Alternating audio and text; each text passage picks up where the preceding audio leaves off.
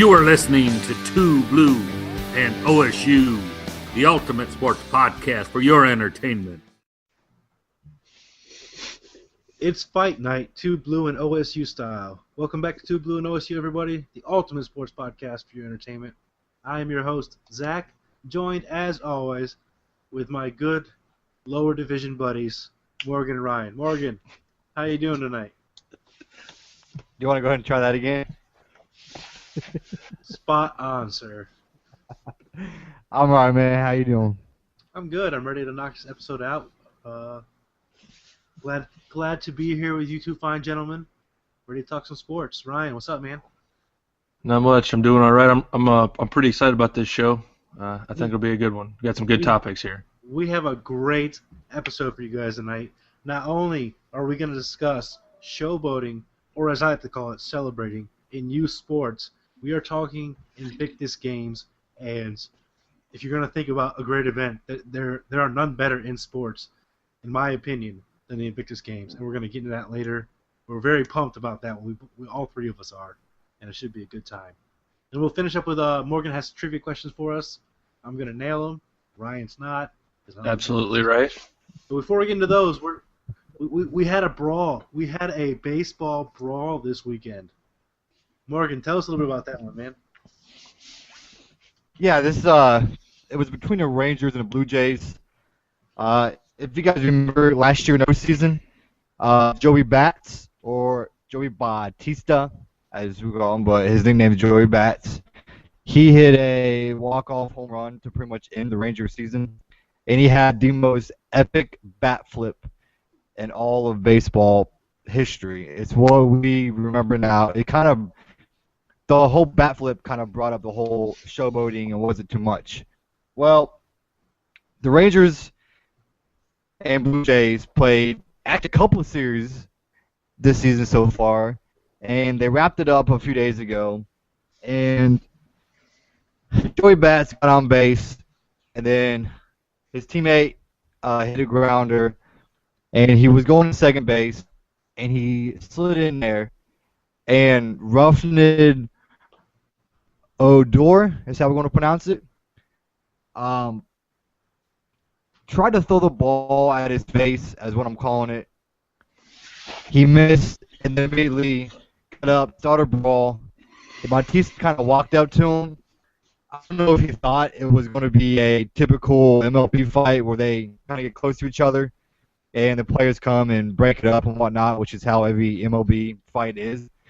But Odor caught him with the most epic right hook. And I got to give props to Joey Bats for taking it like a champ. I mean, it was a pretty remarkable right hook. It caught Joey Bats in his ball. He didn't fall over. He got up. So a big brawl came out. The benches were cleared, yada, yada. Odor now he's suspended for 8 games. I think Bautista is suspended for 1 game. They're both going to appeal it. But I kind of want to give you guys thoughts on it. I have my own thoughts on it, but I want to hear what you guys think first about it.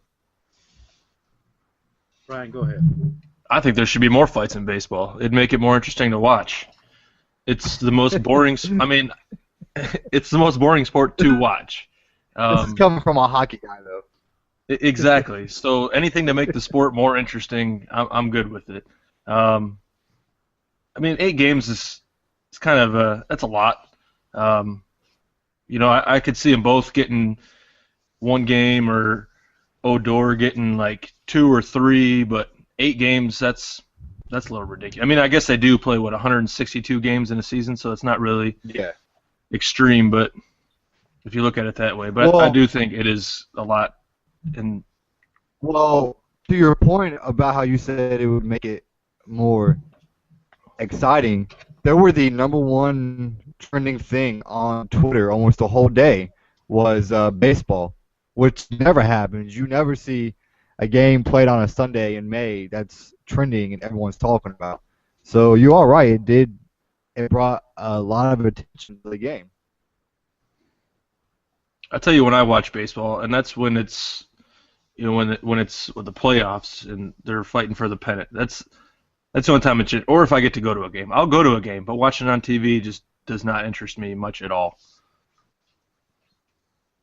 You literally just asked two hockey guys what they thought about a fight in sports. Of course. Okay, let me rephrase the question. And what do you think about the retaliation? Because it was pretty much a retaliation to Joey Bats and his bat flip from last year.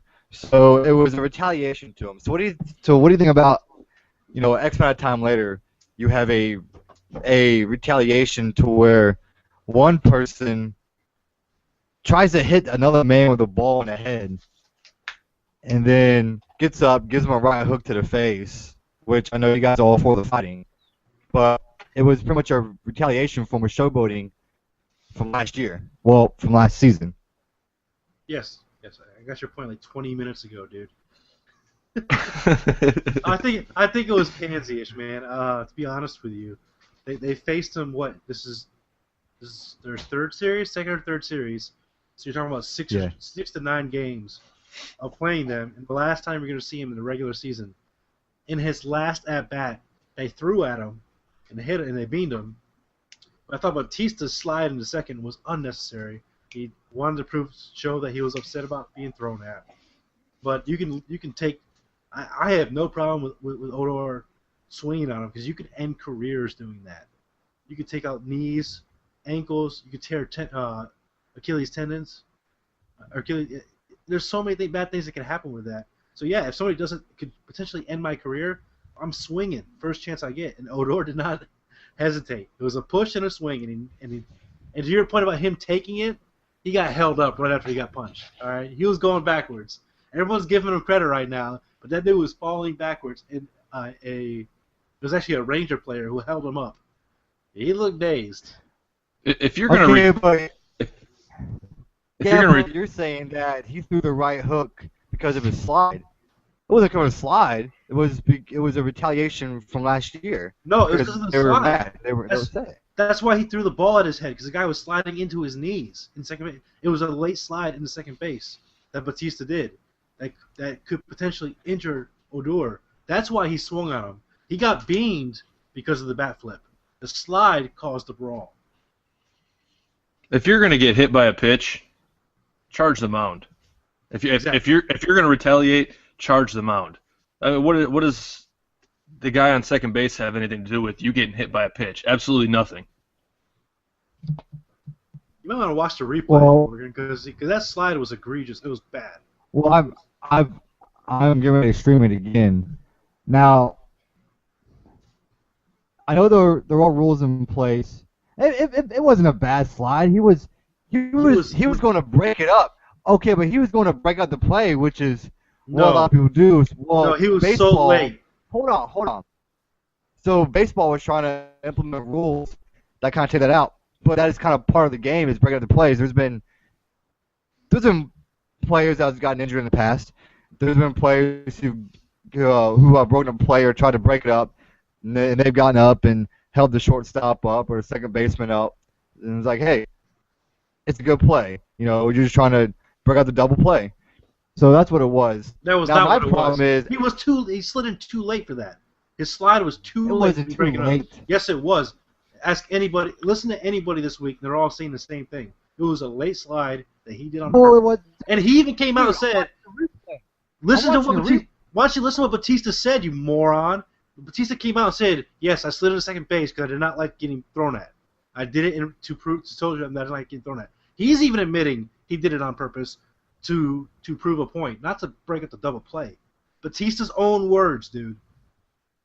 And why would this? I mean, if this retaliates all the way back to, or goes back to all the way when he did his bat flip last year, I mean, you're 9 games into playing each other this year. If you're gonna do something about it, do it the first game. Don't be a pansy and wait till I never have to see this guy again the rest of the season. So now I'll do something about it. I mean, you're scared at that point. So if you're gonna do something, do it initially, not wait until the very last at bat that you're gonna see this guy for the rest of the season. I agree with that. That is spot on. So, yeah, I do agree. I also think that we can agree. Okay, so I think they're both in the wrong. So, with they'll slide. I mean, I think the slide's fine, but if you come out and said it's a late slide, I did not see that interview from or did not hear that last part from. So if he went out to purposely do that, that's on him. My other thing is Odor purposely trying to throw the ball at his face as he's sliding. If you watch him throw the ball, it's not even close to first base. He's trying to hit him in the face with that ball from literally 3 feet away. So that's my other problem that I have. I'm okay with it. The dude's coming at his No, knees. dude, no. Yeah. No. Oh, yeah. Oh, okay, yeah. So they're both in the wrong, Yeah, but of course. getting up and punching him. Okay, but getting up and punching him in the face, I'm okay with that. I'm not okay with him trying to take him out and hurt him, and I'm also not okay with him throwing a ball at his face from 2 feet away. He They're missed. both so in the he wrong punched. because they're both wanting to injure. They're both trying to injure each other. Yeah, but if this is all stemming back from last season, then it's garbage. It's garbage. It's bush league from both players. You could seriously injure someone. You're either gonna take their leg out, just like you said, or gonna bust his face open with a baseball from 2 feet away, throwing it as hard as you can. I'm not okay with that. I'm okay with getting up and wanting to skirmish and fight and push and shove and dance. That's fine, but not throwing a ball at the other dude's face. Not trying to take his leg out on a slide. Those I'm not okay with. I'm not saying I agree with throwing the ball at his face or trying to throw the ball at his face, but if you're in that situation, I might have done the exact same thing. Exactly. I mean, you're getting slid. The guy's trying to slide into you. Take out your knees, and your first reaction is you already have the ball in your hand. Just throw it. I mean, I'm not saying I agree with it, but that probably would have been my first reaction as well. I can understand it. I can understand it completely. Yeah. But like we all agree on, this whole thing dating back to this bat flip, it's stupid. It should have never happened. I will say this. I really hope they see each other in the playoffs. I would watch that series. I tell you what, with how heated it is, I would watch that series. It would be boiling point. But let's go ahead and move on now, and a good segue into one of our main topics of showboating in youth sports. Now, Morgan, you are a youth soccer coach. Yep. So you obviously have strong opinions on this. So I'm going to let you kick us off with this.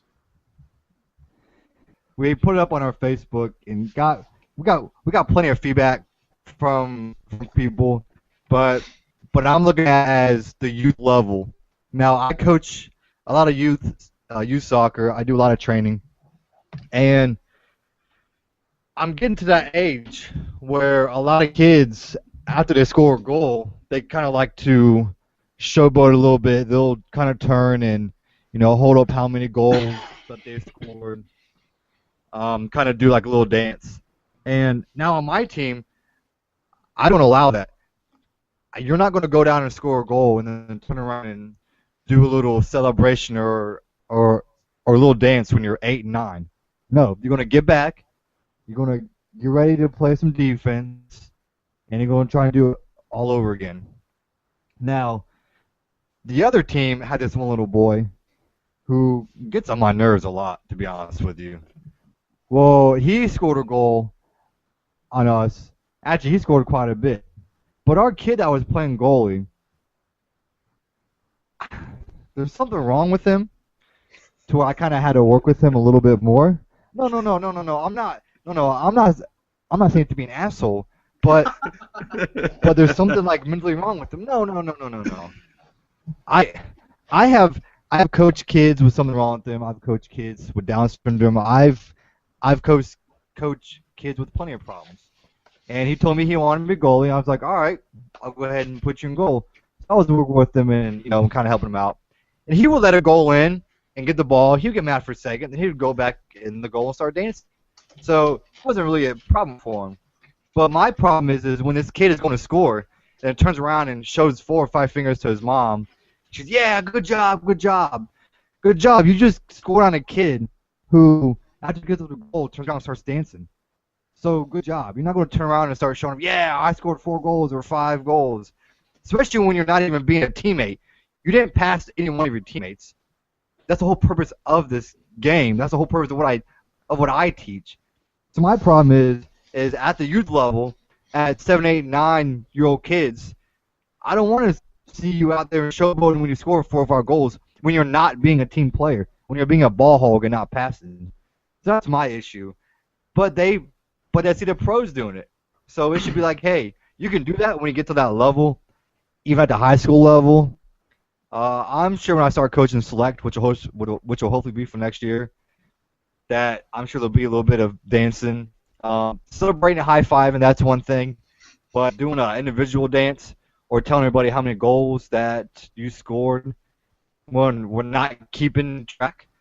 When the parents are encouraging the kids to take the ball down and score 4, 5, 6, 7 goals, that's not the idea of the game. So the parents don't help because they're taking away from the game. You know, when I'm trying to teach these kids, the parents are doing the complete opposite. So it has to do a lot with the parents also. I have a long rant. I can go forever, but I'm kind of curious to hear your guys' thoughts on it. Can I ask you a question real quick, Morgan? Yeah, go ahead. Are you that guy that gives participation awards out to everybody that plays?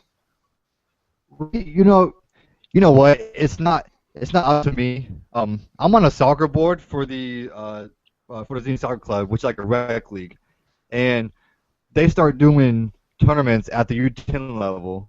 Well, I coached the U8 level for the past couple of seasons, and I've said, hey, let's do a tournament because I don't like giving trophies out to everybody, and everybody told me no, they're just against it.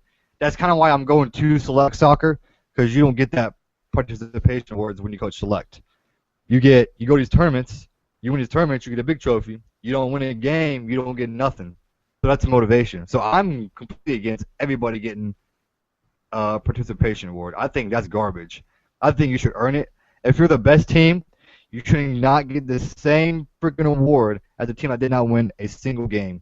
Now, the U6 level where the kids are like 4 or 5, 3, 4, and 5, I can see that. But going up to U8 when they're 6 and 7 and 8 years old, they can keep track of score. They know who wins and who loses. They know what team stops. They know that my team was dominant and we won every game by like 10 freaking goals. But we get the same award as everybody else. And I'm completely against that. You should not get the same award. See, we all grew up in a time where when you played sports, you played and you kept score, and it didn't matter what age group you were in. I mean, I go to the rink and I watch kids hockey that are 5, 6, 7 years old, and they keep score. And there's a fine line between celebrating and showboating. If you're up no matter what the sport is, if you're up by if it's hockey or soccer and you're up 4 or 5 goals, yeah, then there's no reason to celebrate at that point. It's basically a given. If it's a tight game and you're coming down to the end and you score a goal to take the lead, to win the game, then I don't see anything wrong with celebrating and being happy. I mean, the kids are out there doing what they can, trying their hardest, most of them anyway. Some of them don't pay attention, don't even know where the hell they are half the time. But for the ones that do and they're trying, they deserve that recognition. And I mean, it can get excessive when you're taunting the other team. That's when it gets a little excessive, especially when you're up by 4 or 5 goals. Then it's kind of ridiculous. But anything other than that, I don't have a problem with it. It's a sport. You're out there to compete. I'm a little bit different mindset than you guys. Of course you are. When I played, I'm big on the mental aspect of the game. I would use taunting, showboating, and trash talking to manipulate my opponent to get mad at me, so that all their focus would be on me instead of on their job. I played football in high school, and I played youth soccer up to 7th grade. And when I was out there, my whole mindset was, I'm going to trash talk you. When I score, I'm going to rub it in your face because I want you so mad at me that you don't handle your responsibility. You're just trying to take me out. That was my whole mindset. I can understand that to a point where you keep it between the players, but when it's getting excessive to where everybody in the crowd sees it and the bench notices, I mean, if you're one-on-one or just you and another player, I don't have a problem with that at all. That's part of the game. Everybody does it, you know. I'm okay with it on a team level as well. Go Well, ahead. I also think that it depends on what level you're playing at. If you're playing, let's say, rec soccer with kids that have 2 left feet, and you're out there running circles around them, I mean, that's not the place for it. If you're in a select tournament, and it's down to the nitty-gritty, I think you can allow it there. So we have guidelines now, like when. That's also why you have different levels. You have house teams and you have selects and travel. Because if you suck, if you're 10, 12 years old and you suck at whatever you're just doing it for fun, then you play a house league or a rec league. But if you're competitive, then you play travel or select. I mean, I used to go to my wife's younger brother's hockey games and his tournaments in Chicago all the time. And a lot of it has to do with the parents in the stands as well, because they feed into all that goes on the field and on the ice. And I've been that guy that the ref was like, one more time, and you're out of here at a game at 7 o'clock in the morning. But I just get into it, and I have fun. So I'm okay with showboating. I don't think there's a line. If you don't like what I'm doing, stop me. If you don't like what my kids are doing, stop them. All right, Cam Newton. You look at that, and what Denver do? Denver stopped them, okay. and they win the Super Bowl. I understand where you're coming from. I think there's a point though. I'm talking about you. I'm okay with kids having fun and doing what the pros do, doing their Cristiano Ronaldo. 6, 7, 8, 9-year-old kids. Why that not? are scoring on kids that. It's not. No. They're celebrating their accomplishment. Why do you undermine? No, I agree with that. No, because it's different. Because it's different when you're scoring on a kid that has that's clearly not on your same level. Did he know that kid has an issue? Did he know that for a fact? How can you not know? Because they're 6, 7, 8, 9 years old. Tell. They don't know the because difference. because they come to my trainings and they see me work with them all the time. My own team. If I scored 4 or 5 goals on your team, I would walk up to you holding up 4 or 5 in your face, knowing how much it makes you. No. Yeah, but here's the difference though. When we're trying to teach a kid to pass and work with his teammates and work the team, and you're driving and you're not passing to your teammates and you're not passing to the guy who's wide open in front of the goal, you want to take 2, 3, 4 kids on and then score and then celebrate when just disregarded half your team. He's probably a competitive kid on a bad team. I've been on those. Oh no. That's, when you're teaching, a good team. He has a good team. Okay, hold on. When you're teaching somebody to pass the ball to somebody open, and that's what practice is for, and that's what scrimmages are for. That's not for game time. Okay, if he feels that he can take it up on his own. Listen. No, shut up. The way that this is broken down, all right? It was just me and one other team. And we didn't have any practices. That's why I started to do my own practice on the side. Now, they did training, but you got to sign up extra for it. So not everybody did training. So during these games, we're trying to work with these kids and train them at the same time. Now, what I'm doing with my kids is, hey, it's not one kid trying to take on the whole team. If you pass and move the ball, you don't have to run as much. You don't get as tired. Now, when this kid takes it from the back to the front, now, this kid has a whole lot of skill. He's just a ball hog, and he doesn't want to pass to his teammates. That's not the idea of soccer. You don't take it right next to the goalie and dribble up the whole field when half these kids have 2 left feet anyways, so you're going to get by them. So that's my thing is when we're trying to teach you to work as a team, but you're not even listening to your coaches. We've moved down to teamwork now instead of showboating. It's a completely different. No. I had to explain how it is to you guys because it's not like we have practices like 3 days a week. So it's like we're trying to practice with them as the game's going on. That's just how this is set up. Let's wrap this up in a final point if you agree or not with showboating and why. I think there's a fine line.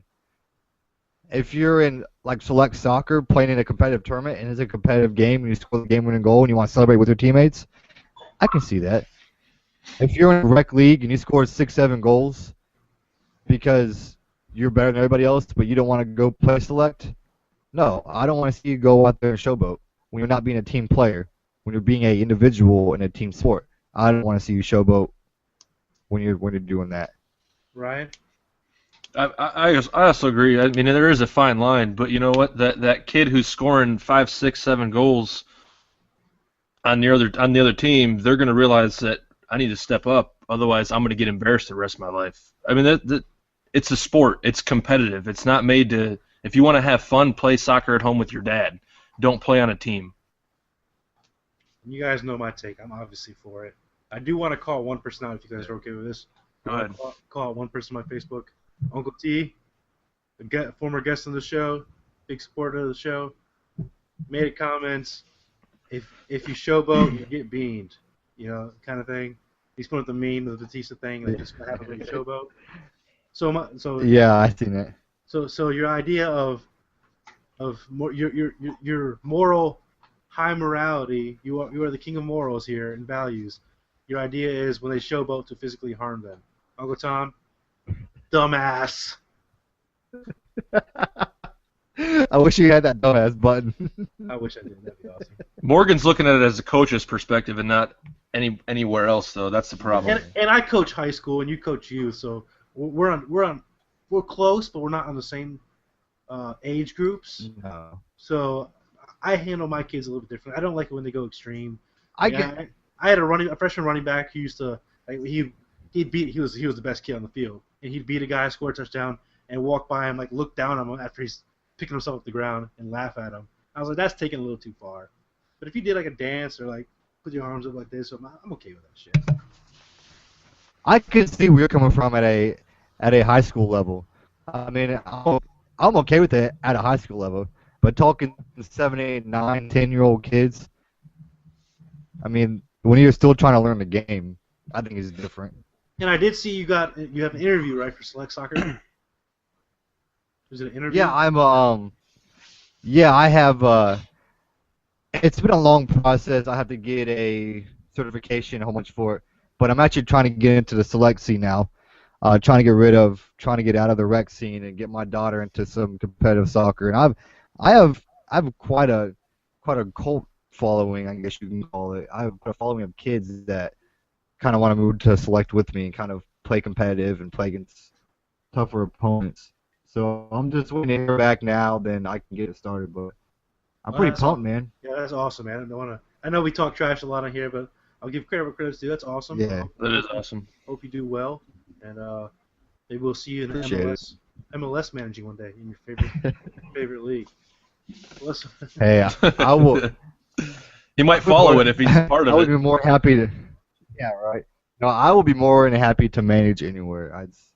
That's just my passion. I mean, and just like you, it's a passion to coach and to give back to the sport and give back kind of what you know. Yeah. I'm trying to get into it myself, but it's kind of hard. Especially on sea duty. It's not. I'm going to school for scouting and general manager, so I want to get into that into hockey someday. So here's what I did, and if any listeners out there are trying to get into coaching, like I'm on shore duty, so I had a little extra time, and I sent out emails to every single school within a 30-mile radius around my house, and I got a lot of no's. I got a lot of no answers. I had 2 yeses, and that's all it took. And I got in. I had a good time with it, and that's really all you have to do is just.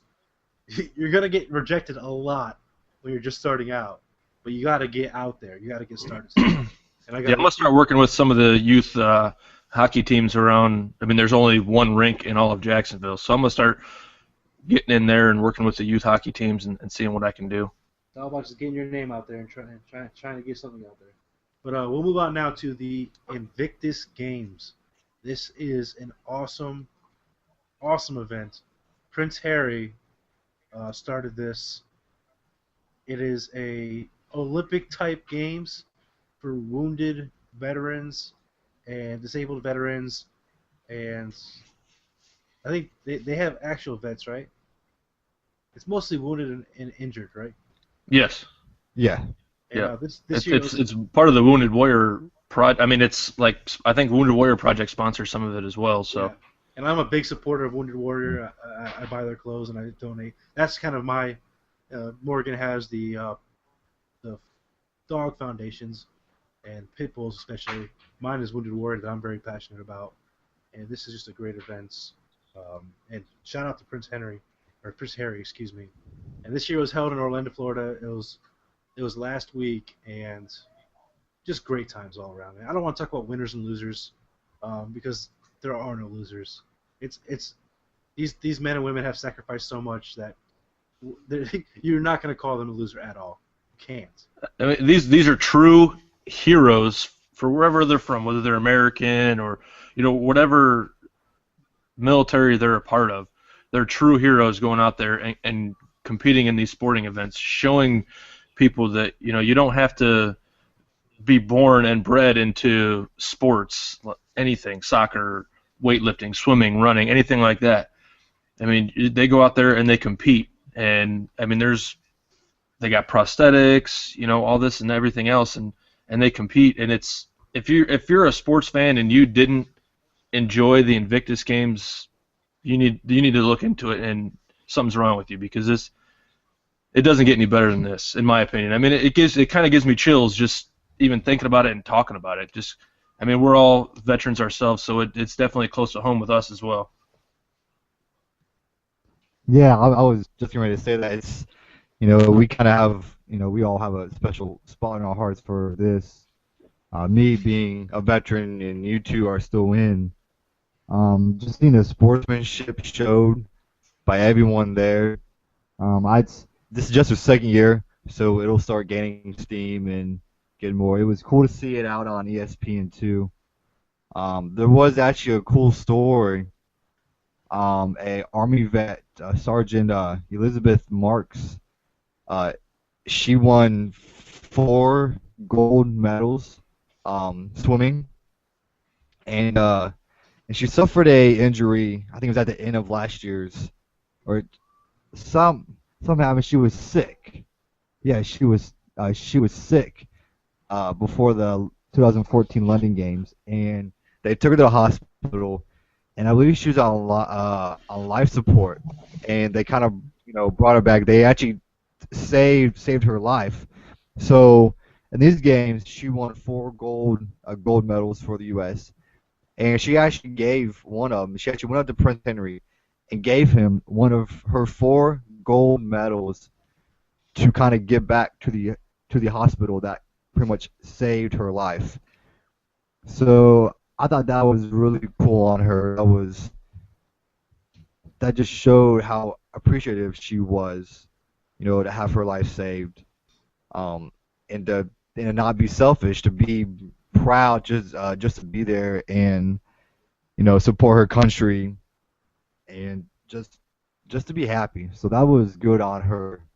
But I think this is a great thing. It was just remarkable to watch. It kind of, when you watch it, it kind of brings you back down to earth, and it kind of makes you appreciate what you have a little bit more. So, the Invictus Games has 15 countries competing in 10 events, and you're looking at sitting volleyball, wheelchair basketball, these are wounded warriors from 15 different countries, and we could sit here and talk about this for 5 shows, and I still wouldn't feel we've hit it hard enough, because it just means that much to us. And I'm kind of disappointed that I didn't hear as much about as I think we should this past week on the major sports shows. They got clips every now and again, but it wasn't a major talking point, and I'm kind of disappointed about that. But it ended on a really, really cool note. And Ryan, I'll let you talk about this, because you shared it with us. Great ending to a great event. Yeah, the very last thing they did was they let all the military dogs that were retired, I guess, so to speak, they swam a lap with them in the pool. And that was really cool. I mean, nobody was forgotten in this event. If you're a veteran, wounded warrior, human or dog. I mean, you were not forgotten when this event went down. And I know, Morgan, you're huge. I mean, you do fostering and everything else, so I know that was pretty cool for you as well.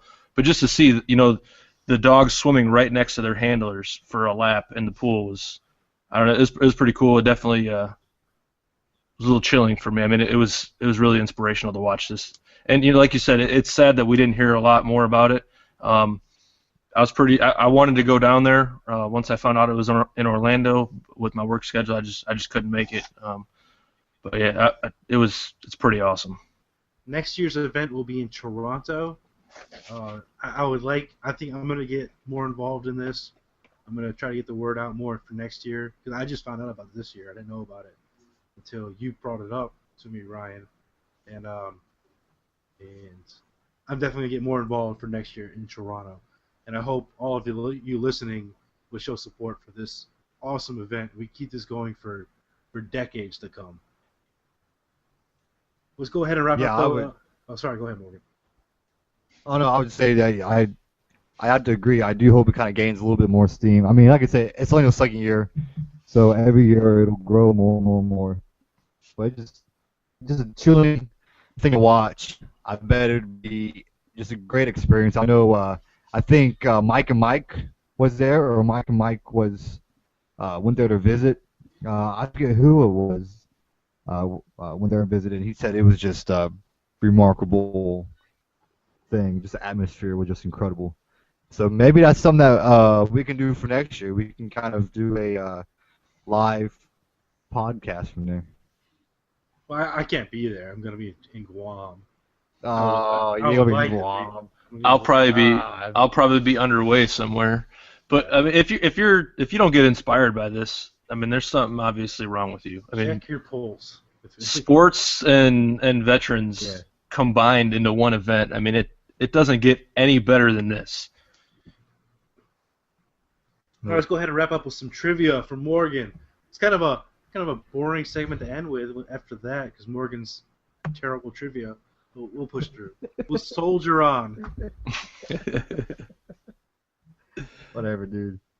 All right, so I got two trivia questions for you. I got one baseball, one football, one. Now these might be easy, or you might think about it and actually kick yourself in the ass because you can't remember what it is. So my first one is Babe Ruth began his career for the Red Sox playing which position? Pitcher. Pitcher. Yeah, good job. Duh. Well, I'm not even a baseball fan to know that one. Yeah. Well, some people might know. All right, the first Super Bowl was played by which teams and who won? Green Bay, Kansas City. Green Bay won. The receiver was actually one of the receivers was actually hungover, actually still drunk. They said for that game. All the Packers went out partying the next morning. I'm a huge Packer fan, and that's the question you come out with. So like I said, I was trying to find something that it'll be easy or you might be think, damn, like I should know that, but I don't. No, I'll have better ones for you for next week. There we go. Failure. And that is episode 19. Morgan, Ryan, thank you guys for joining me tonight and talking about a great event and making fun of Morgan as per usual. It's always fun. Pleasure to be here. Oh, I have one thing for you before we close, Morgan. I'm sorry. What's it like to be number 10 in the preseason rankings? I don't know. We're number 3, so I don't really know what. Okay, but number 10. But which one are you looking at? We have rankings that have us at 13. Rankings have us at 3. I mean, talk about the ESPN rankings, the legit ones. The quotations, legit. 10th ranked team. You can't even speak to us. So okay, just go ahead and gloat. Think back to 2014 and what happened when we were in that same boat. Whatever. Enjoy your early preseason rankings. It's the first thing you guys had to celebrate in like 8 years. So enjoy it. Because it's not lasting long. We just won a bowl game. Mark my word. Killed the SEC team. Whatever. We're talking college football and pro football next weekend. And I'm excited because I need my fix. I am drowning here, guys. So I'm so excited. Next topics will be we have conference finals review. We'll probably talk some baseball again, unless something major happens this week, and then we're going to talk a little college and pro football. Little preseason to the preseason preview next weekend. We thank you all for listening this week and tonight. Check us out on Facebook, 2BlueandOSU. Follow us on Twitter at 2BlueandOSU. Be sure to check out the American Gooners podcast on Saturdays. If you're a big soccer fan, check us out on Saturdays for that. And follow us. We have a lot to talk about, too. We have a lot to talk about on that episode. Quite a bit. So check us out on Saturdays for that. And as always, 2BlueandOSU every Monday, Tuesday, and Wednesday. Y'all have a great week. You have been listening to 2Blue and OSU. Check them out every Monday.